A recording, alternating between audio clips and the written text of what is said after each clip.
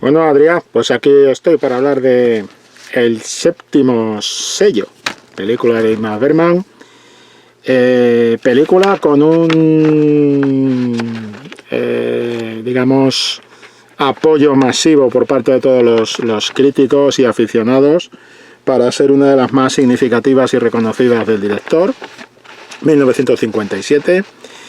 Y una película que cuyo argumento se sitúa a mediados del siglo XIV, cuando un cruzado, esto lo sabes tú bien, Adrián, porque si has pedido la película es porque la habías visto, cuando un cruzado regresa de las cruzadas a su país, a Suecia, desde Tierra Santa, junto con su escudero, Juan. Y ahí, pues digamos que lo primero que vemos es que el hombre, casi recién aterrizado en la playa, con su tablero de ajedrez al lado, pues se encuentra con la muerte. Y la muerte que se le materializa como en una figura vestida de negro, con capucha y tal, pues es, digamos, un ejemplo de alegoría. Cuando ellos dos se ponen a jugar al ajedrez, consigue engañar de alguna manera a la muerte para aplazar el momento en que se lo lleve, proponiéndole una partida de ajedrez. Esto tú te lo sabes, lo digo por si alguien más ve este vídeo y demás. Sí que es recomendable que si alguien no ha visto la película, pare este vídeo y se vaya directamente a ver la película, porque vamos a hacer spoiler. O sea, ya puedo anticipar seguro que va a haber spoilers. Porque entre otras cosas, Adrián, que es quien ha pedido el vídeo, se conoce la película de cabo a rabo y sabe perfectamente de lo que estamos hablando. Así que no le voy a destripar nada. Si alguien no la ha visto, conviene que se vaya a ver la película, que merece la pena verla, es un clásico del cine. Es uno de los títulos imprescindibles del cine. De esos, yo no sé si son 100 o 150, 200, 300 o 1000, pero de esos títulos que hay que ver como cinéfilo. Y además tiene muchas cuestiones interesantes que, bueno, recogen algunas de las inquietudes del director. En primer lugar, tiene un trabajo con la alegoría, que es un término, digamos, es una fórmula narrativa muy medieval, que es un poco en la situación en la que nos está poniendo, en la situación histórica, una situación histórica medieval, es en la que nos pone el argumento de la película.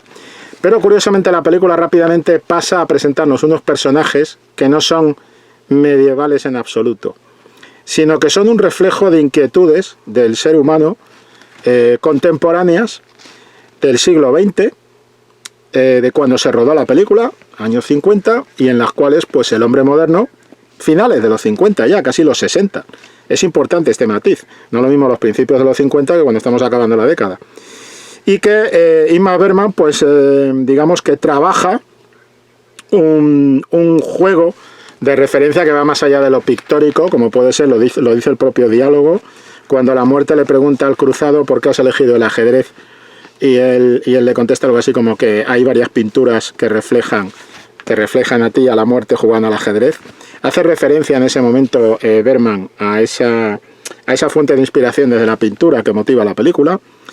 Y curiosamente lo que plantea la película es, a pesar de que nos la sitúa en el entorno medieval y jugando con la clave de la fórmula narrativa de la alegoría, la película en realidad nos está hablando, como digo, de personajes muy modernos.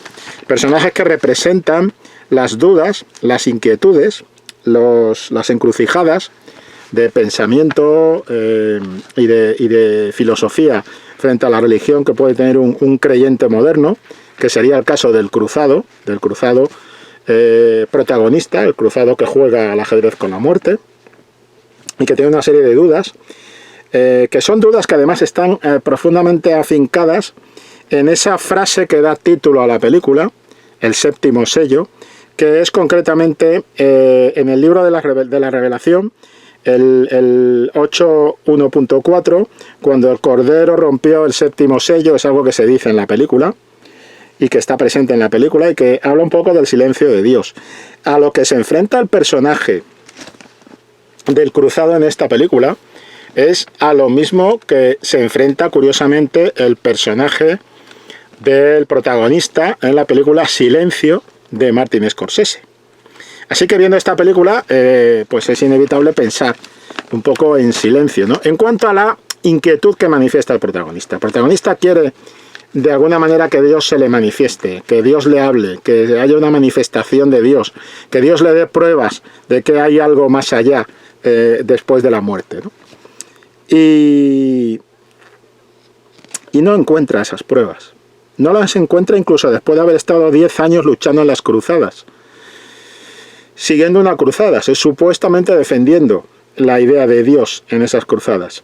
Cuando regresa de las cruzadas este veterano, que en cierto modo pues viene un poco también despojado de fe de esas cruzadas, se encuentra una Europa que está sumida en la peste negra. Una Europa en la que esta terrible epidemia está diezmando, empieza a diezmar a la población. Y todo eso da lugar a una ola de miedo, donde realmente domina el miedo como herramienta de la muerte. Y donde también hay una pugna de la idea de la muerte y de la vida. La vida que representaría a Dios, la vida eterna, y la pugna de la muerte como punto final, como abismo final, después del cual no hay nada, según define uno de los personajes.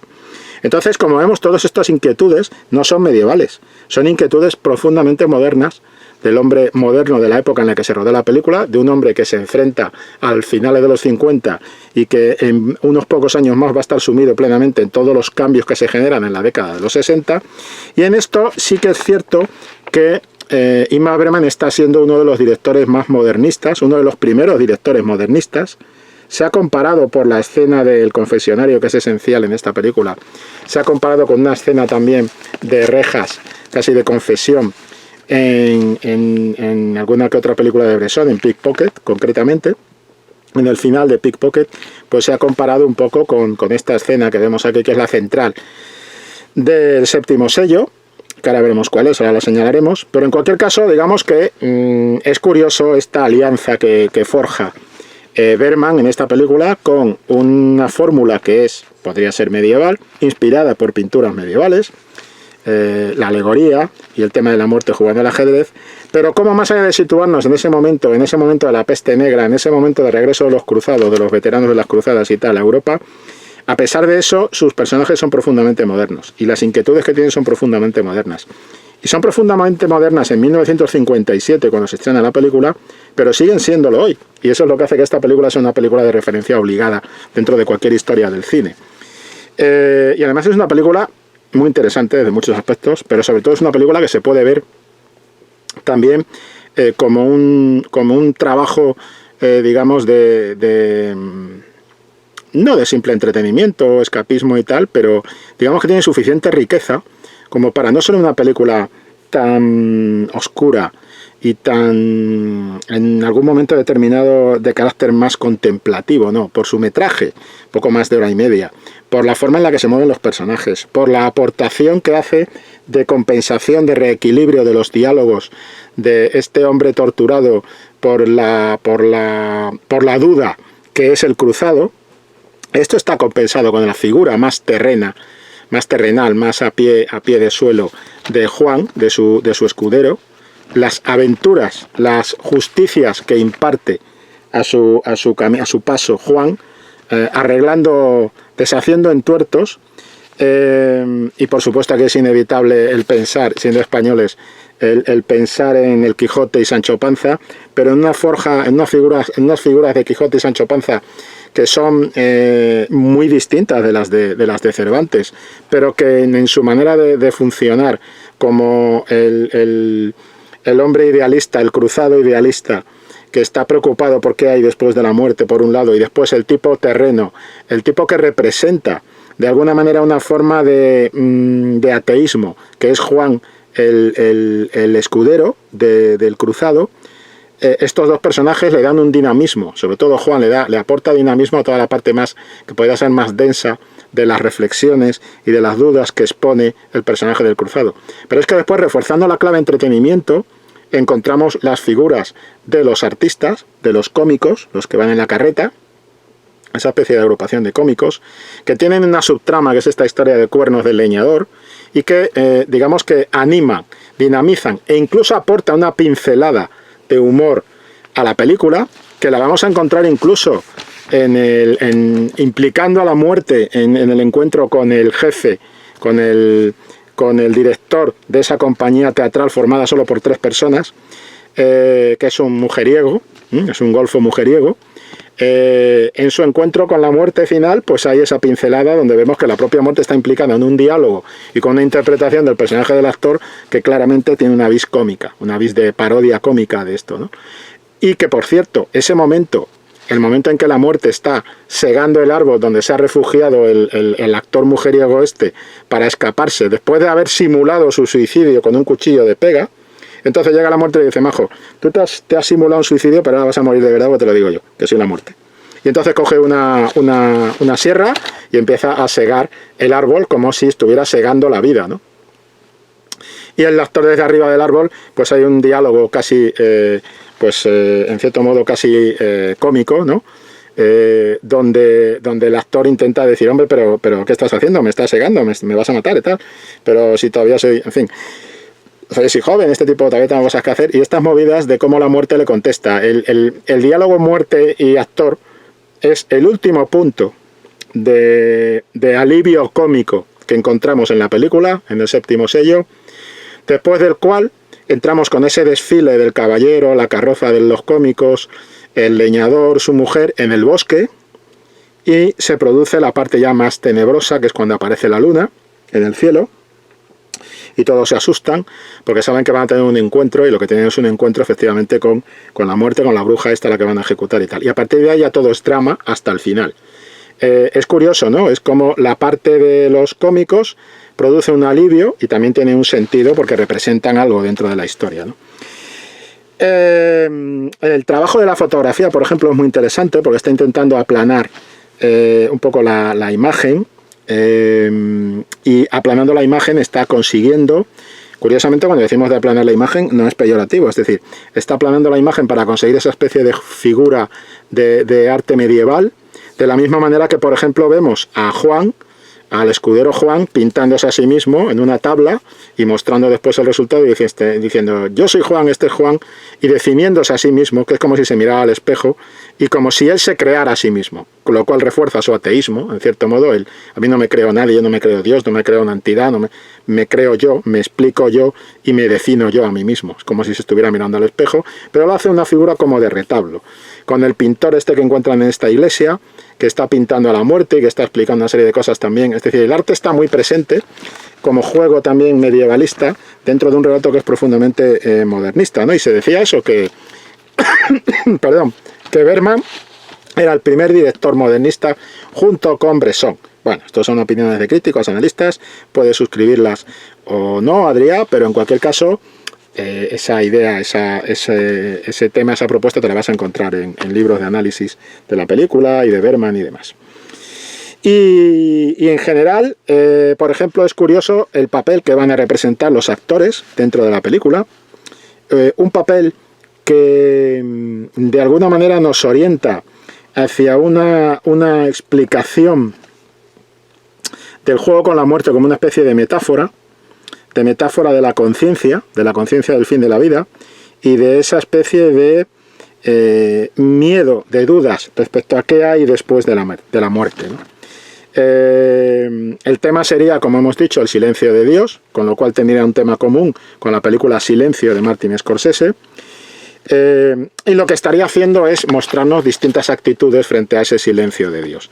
La actitud claramente de Juan, como digo, es la actitud del ateo, que se define a sí mismo, del ateo que no cree en el amor.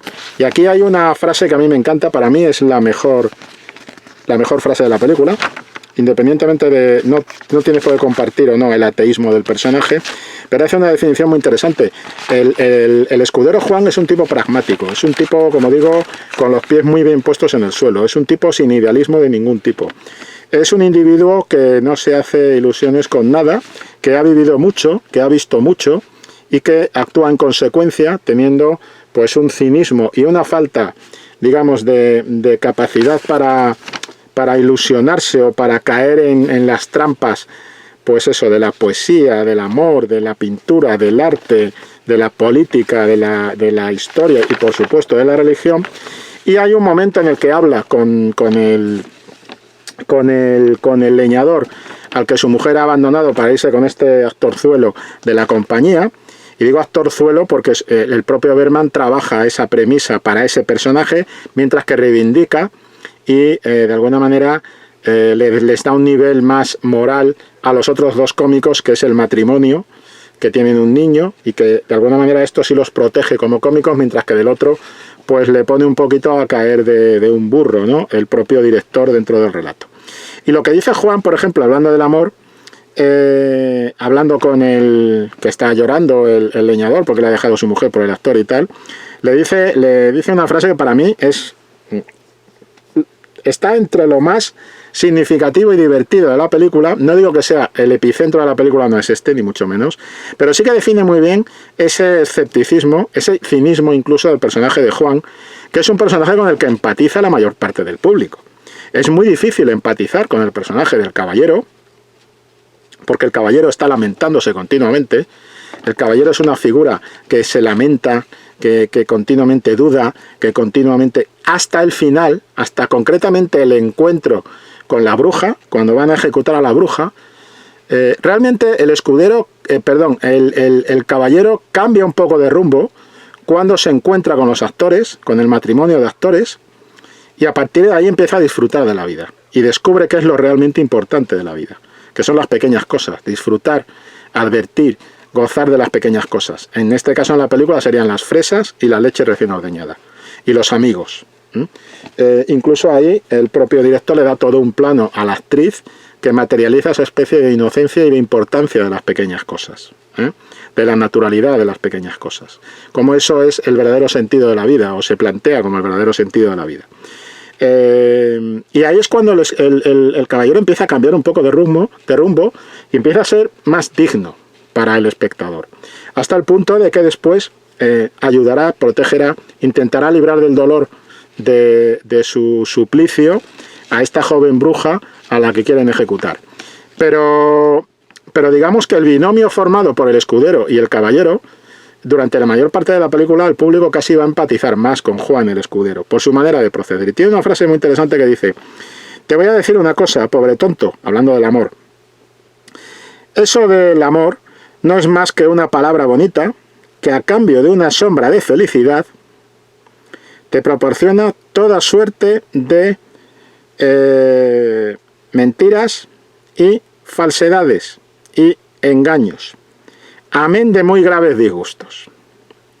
El amor es la más negra peste, y si se muriese de amor, menos mal, pero de eso se cura uno. Muy de tarde en tarde muere de amor una pareja de idiotas. Si todo es imperfecto en este mundo imperfecto, el amor es lo más perfecto de todo, precisamente por su perfecta imperfección. Es una frase que define cómo está manejando los diálogos y los personajes Bergman, cómo les puede dar una vis poética incluso cuando son absolutamente cínicos, y cómo está esa diferenciación del personaje del escudero, que como digo no cree en nada, y sería un poco la materialización del ateísmo, frente al personaje del caballero, que duda mucho, pero que quiere creer. De hecho, hay en la secuencia clave, que es la secuencia del confesionario, que curiosamente la secuencia paradigmática en esta película está muy al principio del relato, es justamente cuando entran en la iglesia, y mientras que Juan el escudero y el pintor que está en la iglesia están hablando de, pues eso, de pintura, de cómo materializar la muerte, de cómo el pintor le dice una cosa muy interesante a Juan el escudero, porque Juan el escudero le dice: ¿qué haces ahí pintando esa cosa, esa calavera, esa muerte? La gente no va a querer ver tus cuadros, o algo así, algo parecido. Y el pintor le dice: te equivocas, la muerte llama mucho la atención, llama mucho la atención para que miren mis cuadros, para que miren mi pintura. Porque la muerte puede llegar a ser, pones una calavera y una calavera llama mucho más la atención, suscita mucha más curiosidad, más interés incluso que una mujer desnuda. O sea, más que el sexo. Volvemos al tema de muerte, sexo, muerte, amor, vida, muerte, eros, etc. Entonces, digamos que lo que estaría planteando una posible interpretación de la película del séptimo sello sería precisamente eso, el silencio de Dios. Y ese silencio de Dios, esa duda estaría digamos, en la secuencia paradigmática que, como digo, está muy al principio de la película, justo después de esa conversación que mantienen Juan el Escudero en la iglesia con el pintor, y es cuando el caballero entra en una de las dependencias de la iglesia, llega al confesionario y con un despliegue visual muy interesante, porque utilizan las rejas para mostrar cómo el personaje del caballero está atrapado. Las rejas, es una escena en la que está prácticamente él en un ángulo y tiene rejas por aquí, rejas por aquí. Sombras de rejas por aquí, sombras de rejas por aquí. Está completamente atrapado en sus dudas, en su falta de fe, en ese efecto del silencio de Dios. Y lo que hace es confesarse. Está en un confesionario y lo que hace es confesarse. Y se confiesa sin saber que con quien se está confesando es con la muerte. Con esa muerte con la que ha pactado jugar al ajedrez para intentar tener una prórroga de tiempo en este mundo para hacer algo bueno, algo que justifique algo y que de alguna manera le permita irse de una forma más limpia de este mundo, ¿no? Y es curioso porque en ese acto de confesión, curiosamente el que plantea un poco las preguntas no va a ser el confesor, que sería la muerte, sino que el que plantea las preguntas, digamos, se autopregunta, se autorreflexiona y hace como esa idea de confesarse y al mismo tiempo ser el confesor casi, es el personaje del caballero, hasta que al final la muerte desvela su verdadera identidad, ¿no? Bien, ese acto de confesión, lo que dice el personaje del caballero, es lo que revela ese tema central de la película, que es el silencio de Dios. El quiero saber qué hay más allá de la muerte, del abismo de la muerte, quiero saber por qué y para qué esta vida, quiero que Dios me muestre algo que yo pueda creer, porque no puedo creer que no haya nada después, y incluso preguntando y contestándose a sí mismo, llega a decirle el caballero a la muerte, que es al que todavía cree un confesor, todavía no sabe qué es la muerte. En un momento en que todavía cree que es un confesor, llega a decirle a la muerte, no me contestes, sé lo que me vas a decir. Lo que me vas a decir es que es el miedo que tenemos lo que hace que generemos de alguna manera una idea de Dios y que creemos esa idea de Dios. Sé que me vas a decir eso. Eso es terrible. Eso es para un creyente, eso es terrible. Y no olvidemos que el escudero es un ateo, pero el caballero no. El caballero es un hombre moderno que cree, pero que duda. Que cree y que duda. Esa es la modernidad, algo que no hubiera ocurrido en el medievo, en la etapa medieval, pero sí ocurre un poco ya en esos finales de los años 50 en el que se estrena la película. Y es interesante, esa es la secuencia paradigmática. ¿Por qué es paradigmática? Porque es la que te define el tema de la película. Y es significativo que esté tan al principio de la película. Ahora bien, mi impresión es que hay otro tema en la película, que es un tema, para mí, paralelo, complementario, si se quiere, de ese gran tema del silencio de Dios. Y es, concretamente, el tema de la pugna que se plantea entre Dios materializando la vida y la muerte, materializando la muerte y después de la muerte, la nada.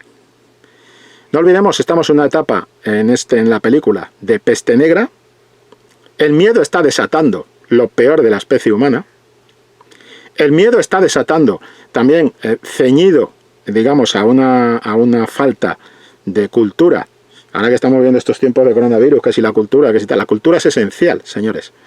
Es la falta de cultura lo que hace que la peste negra dé lugar a un oscurantismo salvaje en la etapa medieval, y a esa especie de estar dispuestos a creer en cualquier cosa, por salvaje que sea. Estos penitentes que se van dando latigazos que aparecen en la película, este sacerdote predicador que acusa a todos, incluida una mujer embarazada, y la llama podredumbre femenina, que te vas a morir tú y se va a morir lo que llevas en la panza, en la tripa. Es decir, la manera esta de conducir y de decir, estáis todos condenados, vais todos a morir mañana, hoy, en este momento. Es decir, esa falta de consuelo por parte del predicador, que hay que marcar mucho un tema.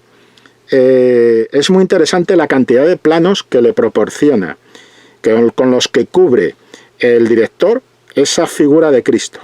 una figura de Cristo que primero el caballero se la encuentra en esta secuencia paradigmática que decíamos antes del confesionario, se encuentra con un Cristo y el rostro de Cristo, Adrià, tú que has visto la película, haz memoria, y si no puedes, si la tienes por casa, puedes ponértela otra vez este fragmento concreto, pero tú fíjate en ese rostro del Cristo crucificado, de la figura de Cristo. Es un rostro de un Cristo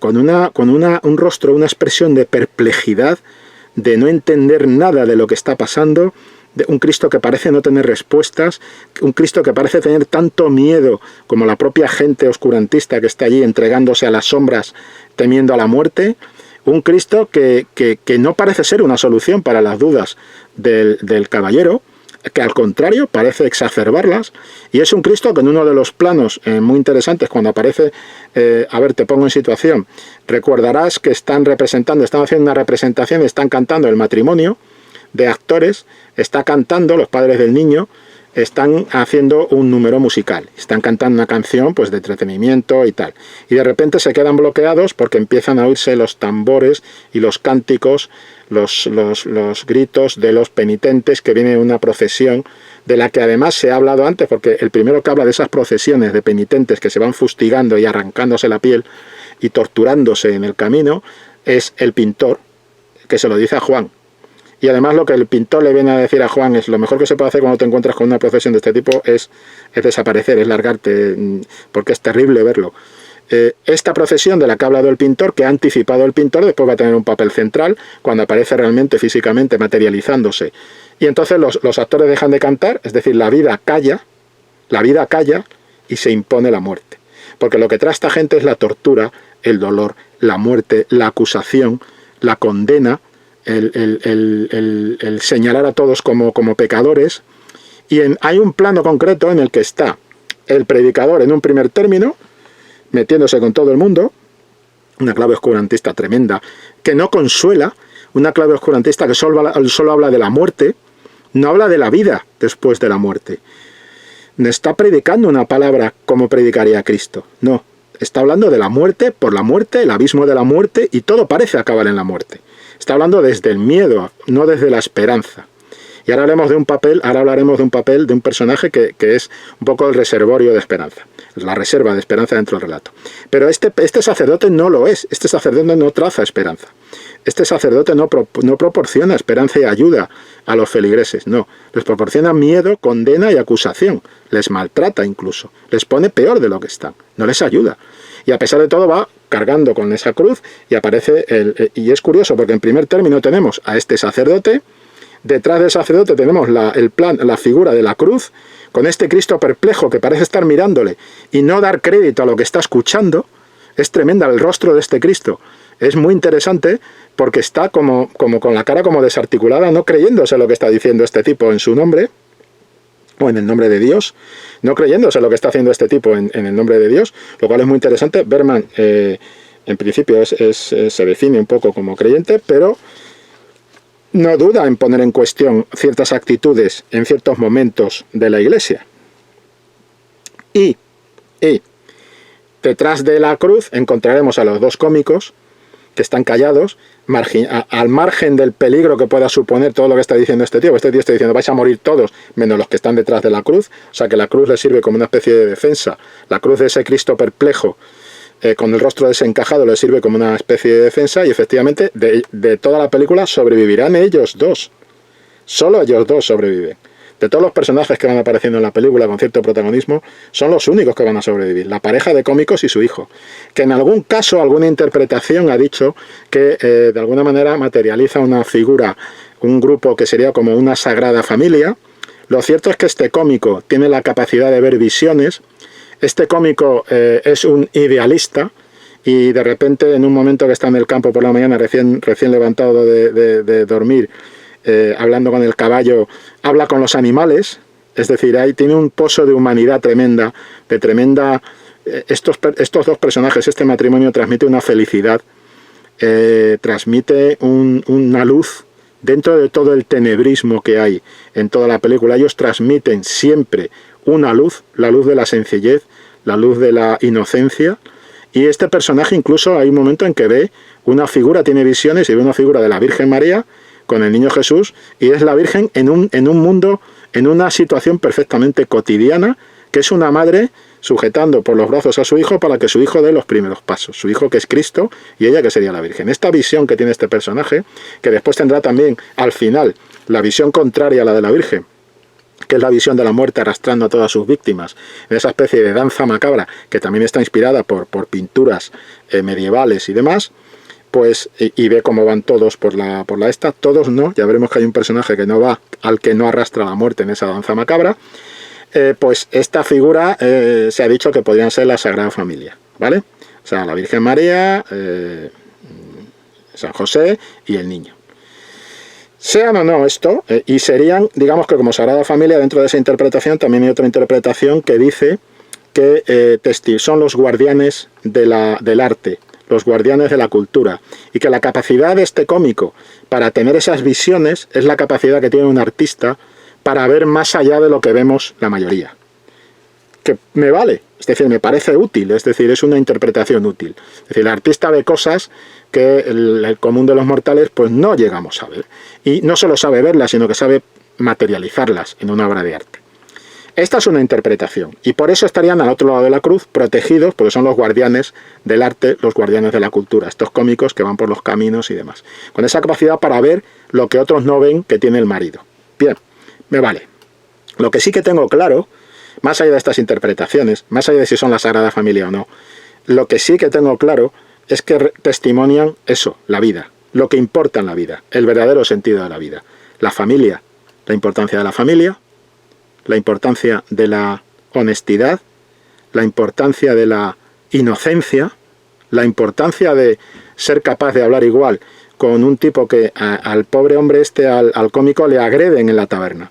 Y entonces llega un elemento de justicia, que curiosamente es un ateo, que es Juan el escudero, que aparece en la taberna y dice, vamos a ver, se enfrenta con el que está torturando al cómico, el que está maltratando al cómico, en una ceremonia de bullying, que realmente todo el bar está coreando ese maltrato y te hace pensar, te hace pensar de una manera perversa, ¿no? Porque dices, sois todos venenosos. Si es que la peste negra se queda corta de los chungos que sois todos, abusones miserables, porque están maltratando a este hombre inocente, ¿no? Que no ha hecho nada. Que además él mismo dice, en algo se ha ofendido, si no he ofendido a alguien, si he ofendido a alguien, tremendo. Bien, pues llega Juan el ateo y dice, ven para acá, trinca a un fulano que es el bicho más deleznable que aparece en la película, que es un antiguo sacerdote que predicó la cruzada y que llegada la peste y demás se ha reciclado, se ha reinventado a sí mismo como ladrón de cadáveres. O sea, ¿vale? La hez de la sociedad. Un ex sacerdote corrupto que se dedica a robar cadáveres. Y hay un elemento interesante aquí, porque cuando maltratan al cómico en la taberna, y Juan trinca a este sacerdote corrupto y le canta a las 40 y le dice, te avisé que la próxima vez que me cruzara contigo te iba a marcar la cara, y le marca la cara con el cuchillo, es curioso, ¿no? Ese acto de justicia del ateo protegiendo a una figura que es una figura que testimonia un poco la vida y la inocencia, cuando él es, Juan es lo contrario de la inocencia, ¿vale? Es el gran cínico de esta historia. Bueno, pues curiosamente ahí el cura este corrupto que ha estado robando cadáveres había robado una pulsera, esa pulsera queda encima de una mesa y el cómico coge la pulsera y se la lleva. Y digo que esto porque me parece interesante, es decir, el objeto de la pulsera que estaba corrompido por ese acto del latrocinio de los muertos que perpetra el cura corrupto, cuando el cómico, desde su inocencia, pero no siendo bobo, o sea, coge la pulsera, se lleva la pulsera y se la da a su esposa como un regalo, esa pulsera queda como limpiada del acto pútrido de robar a los muertos. Queda limpia y queda como un regalo de afecto hacia la esposa del marido de este hombre inocente, ¿no? De este hombre, cuando hablamos de inocencia hablamos también un poco de ingenuidad, de cómo ve la vida y tal. La mujer tiene que estar diciéndole todavía, continuamente, ten cuidado, haces cosas que a los demás no les gustan, tal. Es muy entrañable la relación que tienen esos dos personajes, y tiene un plano que probablemente es uno de los mejores planos de carácter emocional, sentimental de la historia del cine, que es un plano en que están los dos él está, creo que está sentado en un tronco, ella está también, y se vuelve y le dice, te quiero, y no le dice más. O sea, con eso es suficiente. Es decir, esta pareja testimonia la vida, representa la vida, materializa la vida, frente al acoso que arrasa de la muerte, con la peste, y de lo que trae la muerte, que es el miedo. Y esa sería otra interpretación de la película. Es un enfrentamiento de cómo la muerte y el miedo, de alguna forma, matan la idea de Dios. Matan la idea de lo eterno, matan la idea de la vida eterna, matan la idea del sentido de la vida, aunque el sentido de la vida está en las pequeñas cosas, matan la fe y matan la inocencia. Es decir, la capacidad que tiene el miedo y la muerte para aniquilar la inocencia, para aniquilar lo realmente importante en la vida, ¿no? Y sobre todo para aniquilar el propio mensaje de vida eterna que puede traer la figura de Jesucristo, que es, como digo, está materializada con este rostro de Cristo perplejo diciendo, pero ¿qué está diciendo este tío? Hay un plano que es es terrorífico, para mí es terrorífico, que es el plano en el que, como creyente, el plano en el que esta procesión de penitentes que se van arrancando la piel a tiras, cruza el plano completo en diagonal, por supuesto precedidos por ese tipo que lleva la cruz a cuestas, digamos imitando a Cristo. Lo de imitar a Cristo siempre plantea cierto tipo de cuestiones, que no es aquí el foro para discutirlas, pero bueno. Entonces este tipo que va arrastrando la cruz, imitando a Cristo, y todos los que van detrás, toda esa procesión cruza el encuadre, cruza el plano, como si fuera una cuchillada de oscuridad. Y tú dirás, bueno, sí, pero eso es porque es una composición estética de Bergman y tal. Ya, pero lo que viene a continuación está hecho totalmente a propósito, como todo lo demás en la película, evidentemente, pero está hecho a propósito para que tú te quede esa imagen de la cuchillada de oscuridad, de la cuchillada de terror, que es lo que ha aportado ese predicador, ese sacerdote, a la situación de miedo en la que vive la gente. Porque Bergman te pone el plano de ese mismo terreno vacío de gente. O sea, una vez que ha pasado toda la procesión, Bergman te mantiene el plano, y te mantiene el plano vacío. ¿Para qué? Para darte tiempo como espectador a que tú pienses lo que acabas de ver. La barbaridad que acabas de ver, de alguna forma, ¿no? El mal uso del miedo, el mal uso de la religión, el mal uso de la predicación, asustando a la gente y convirtiéndoles en gente oscurantista que busca culpables para todo y que en un momento determinado elige como culpable a una niña a la que convencen prácticamente de que ella ha tenido tratos con el diablo y que tiene que quemarla viva. Ahí llegamos. Eso es la extinción de la muerte. Eso es la danza macabra. Y por último, ya para cerrar un poco este comentario, la figura de la chica esta que no habla. Es una figura que precisamente Juan, el escudero, protege, salva de ser violada por el sinvergüenza este asqueroso y deleznable, que es este cura corrupto que predicaba las cruzadas, que mandaba a la gente, el Capitán Araña, vamos, que se suele decir, te manda a las cruzadas, te tiras 10 años en las cruzadas y cuando vuelve descubres que este sacerdote que estaba transido de espíritu y de amor por Dios, que te mandaba a Tierra Santa a aniquilar infieles, se ha convertido en un ladrón de cadáveres. Bueno, pues este ladrón de cadáveres intenta violar a la chica. Juan la protege y después pues se la lleva con él. Y ella va acompañando a esta especie de grupo de personajes que se reúne en torno al personaje del caballero, y va acompañando toda esta caravana durante todo el tiempo, igual que el leñador y su mujer, pero no habla, y no habla hasta el final. Y al final da la clave, da la clave de por qué. Bergman le pone un plano, un primer plano, muy interesante los primeros planos que dedica Bergman a los personajes, en qué momento tienen los primeros planos los personajes, pero Bergman le pone un plano a ella donde cuando llega la muerte al castillo del caballero a recogerlos, el caballero está detrás, en un segundo término, rezando, desesperado, llamando a Dios, pidiéndole a Dios que le demuestre que lo que va a pasar le conduce a algún sitio y no al abismo de la muerte. Y curiosamente, mientras que todos los demás personajes que están con él, digamos que muestran un carácter, si se quiere, más aguerrido respecto a lo que está ocurriendo, entre ellos su mujer, con la que se reencuentra y tal en una parte muy interesante de la película, pues lo curioso del asunto es que aparece este plano de la chica que va acompañando al escudero, que no ha dicho ni palabra, que ha estado como testigo arriba y abajo, continuamente, y al final ella es un poco un testimonio de esperanza, ¿vale? Que viene a decir algo así como se ha cumplido. Ese testimonio de esperanza, ese plano que le mantiene Bergman, es curioso porque si tú cuentas las figuras que van al final en la danza macabra, las figuras que van arrastradas por la muerte, en principio la chica no va. O sea, la muerte no ha arrastrado a la chica, después de ese plano que le da Bergman. Va el caballero, va la mujer del caballero, va el leñador, va el escudero Juan, va el leñador, va la mujer del leñador y va el actorzuelo, que era el jefe de la compañía, que Bergman, digamos, separa, es el que de alguna manera seduce a la mujer del leñador y se la lleva y tal, en un paralelo, porque además curiosamente es la misma obra que están representando, como un hombre roba, digamos, seduce y arrastra a la mujer de otro. Eso que se están haciendo yo sobre el escenario, en la obra teatral, pues se traduce a la realidad. Bien, pues este personaje también va ahí, a pesar de que es el que ha muerto cuando la muerte ha estado segando su árbol. Por cierto, una imagen muy curiosa. Cuando la muerte sega el árbol de este actorzuelo y cae el tronco, queda lo que es el tocho, digamos, con el tocho ya del árbol cortado. Entonces automáticamente aparece una ardilla. Una forma de vida inmediatamente en cuanto que ha caído la muerte. Es decir, en cuanto que cae el árbol, que simboliza un poco la muerte del actorzuelo, automáticamente ese tronco cortado se llena con una ardilla.